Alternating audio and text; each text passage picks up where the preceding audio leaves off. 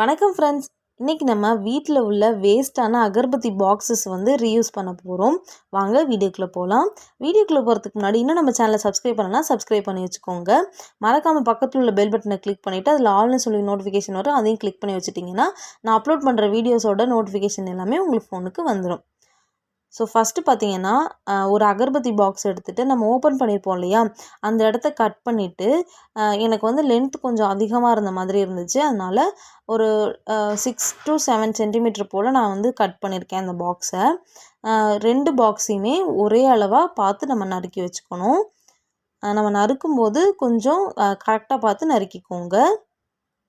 So நறுக்குனதுக்கப்புறம் பார்த்திங்கன்னா நம்ம A4 sheet எடுத்துகிட்டு அந்த A4 ஷீட்டை இந்த பாக்ஸை ஃபுல்லாக சுற்றி பேஸ்ட் பண்ண போகிறோம்.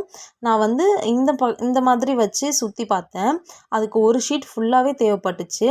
ஆனால் நான் இப்போ சுற்றுற மாதிரி சுற்றி நம்ம ஒட்டினோன்னா ஒரு ஷீட்டில் 2 அகர்பத்தி பாக்ஸையும் நம்ம பேஸ்ட் பண்ணிடலாம். பாருங்கள், இந்த மாதிரி தான். ஃபஸ்ட்டு வந்துட்டு பாக்ஸில் க்ளூவை வந்து அப்ளை பண்ணிவிட்டு அதை வந்து எல்லா பக்கமும் சமமாக அப்ளை பண்ணி வச்சுக்கோங்க. ஏன்னா அப்போ தான் நம்ம பேப்பர் வந்து பேஸ்ட் பண்ணும்போது அழகாக இருக்கும், நீட்டாக. பாருங்கள், ஸ்க்ரீனில் தெரியுது இல்லையா, இந்த மாதிரி நம்ம வந்து பேஸ்ட் பண்ணி எடுத்துக்கலாம். இப்படி பேஸ்ட் பண்ணி எடுக்கும்போது நமக்கு ஒரு A4 ஷீட்டில் 2 அகர்பத்தி பாக்ஸஸ் ஒட்டிடலாம். நான் எடுத்திருக்க பாக்ஸ் வந்து சின்ன பாக்ஸ் எடுத்திருக்கேன். பெரிய பாக்ஸ்னால் A4 ஷீட் வந்து பத்தாது, 2 A4 ஷீட் வந்து தேவைப்படும். ஸோ சைடில் ஒட்டினதுக்கப்புறமா இப்போ நான் வந்து அடிப்பக்கம் ஒட்டிகிட்ருக்கேன். கரெக்டாக ஒட்டணும், நமக்கு வந்து அப்போ தான் ஒரு நீட்டான ஃபினிஷிங் வந்து கிடைக்கும்.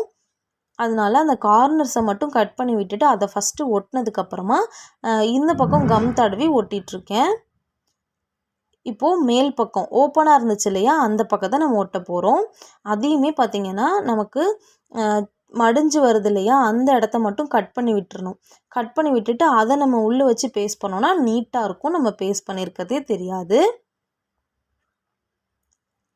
பாருங்கள், சூப்பராக நம்ம பேஸ்ட் பண்ணியாச்சு. இதே மாதிரியே அடுத்த அகர்பத்தி பாக்ஸையும் நான் பேஸ்ட் பண்ணி எடுத்துக்கிட்டேன். இப்போது இந்த அகர்பத்தி பாக்ஸை டெக்கரேஷன் பண்ணுறதுக்காக நான் வந்து கலர் பண்ண ரைஸ் யூஸ் பண்ண போகிறேன். இது ஒன்றுமே இல்லை, நம்ம கலர்ஸ் எடுத்துகிட்டு ஒரு பவுலில் கொஞ்சமாக வாட்டர் கலந்து மிக்ஸ் பண்ணிவிட்டு அதில் ரைஸ் போட்டு நல்லா மிக்ஸ் பண்ணதுக்கப்புறமா பேப்பரில் கொஞ்சம் நம்ம அரிசியெல்லாம் காய வைப்போம் இல்லையா, அது மாதிரி ட்ரை பண்ணி எடுத்துக்கணும். நான் வந்து இன்றைக்கி எங்கள் வீட்டில் உள்ள வேஸ்ட் ஆகிற மாதிரி இருந்த ரைஸ் தான் யூஸ் பண்ணியிருக்கேன். நான் வந்து ஒரு 4 கலர்ஸ் போல் எடுத்திருந்தேன். அந்த கலர்ஸ் எல்லாத்தையுமே எனக்கு தேவையான அளவு எடுத்து மிக்ஸ் பண்ணிகிட்ருக்கேன் இப்போது. ஸோ மிக்ஸ் பண்ணதுக்கப்புறமா நம்ம எடுத்து வச்சுருந்தோம் இல்லையா அகர்பத்தி பாக்ஸு, அதில் வந்து க்ளூவை நம்ம அப்ளை பண்ணிக்கணும். எவ்வளோ அளவுக்கு நம்மளால் க்ளூ அப்ளை பண்ண முடியுமோ அவ்வளோ அளவுக்கு எல்லா இடத்துலையுமே படுற மாதிரி க்ளூ வந்து அப்ளை பண்ணிக்கோங்க. அப்ளை பண்ணிவிட்டு அந்த ரைஸை வந்து அதுக்கு மேலே நம்ம இந்த மாதிரி தூவி விட வேண்டியதுதான். லைட்டாக ப்ரெஸ் பண்ணிங்கன்னா போதும். அதே மாதிரி அடுத்த அகர்பத்தி பாக்ஸ்லேயும் செஞ்சிட்ருக்கேன். ஏன்னா இந்த ரைஸ் வந்து அந்த க்ளூவில் செட் ஆகிறதுக்கு ஒரு 2 to 3 மினிட்ஸ் அது நம்ம விடணும். உடனே நம்ம கவுத்துட்டோன்னா நம்ம ஒட்டின ரைஸ் வந்து அப்படியே எடுத்துக்கும். அதனால தான் நான் அந்த அகர்பத்தி பாக்ஸை சைடில் வச்சுட்டு அடுத்த அகர்பத்தி பாக்ஸில் இந்த மாதிரி ரைஸ் வந்து அப்ளை பண்ணிகிட்ருக்கேன். இப்போ பாருங்கள், ஒரு 2 to 3 மினிட்ஸ் ஆனதுக்கப்புறமா நான் அதை தள்ளி விட்டுட்டேன். இப்போது எனக்கு கேப் இருக்கு இல்லையா, அதில் வந்துட்டு லைட்டாக க்ளூ அப்ளை பண்ணி திரும்பவும் நம்ம ரைஸை வந்து அது மேலே அப்படி தூவி விட்டோன்னா கொஞ்சம் நேரத்தில் இது வந்து ஒட்டிக்கும். ஸோ ஜாஸ்தி கேப் இருக்கும் கண்டிப்பாக, ஆனால் ஜாஸ்தி கேப் இல்லாத மாதிரி பார்த்துக்கோங்க, அப்போ தான் கொஞ்சம் அழகாக இருக்கும். இதே மாதிரியே இப்போ சைட்லேயும் நான் வந்து பேஸ்ட் பண்ணிகிட்ருக்கேன். சைடில் பேஸ்ட் பண்ணதுக்கப்புறமா அடியில் வந்து பேஸ்ட் பண்ண போகிறேன். 2 பக்கம் சைட்லேயும் அப்ளை பண்ணிக்கலாம். பேக் சைட் மட்டும் நமக்கு தேவைப்படாது.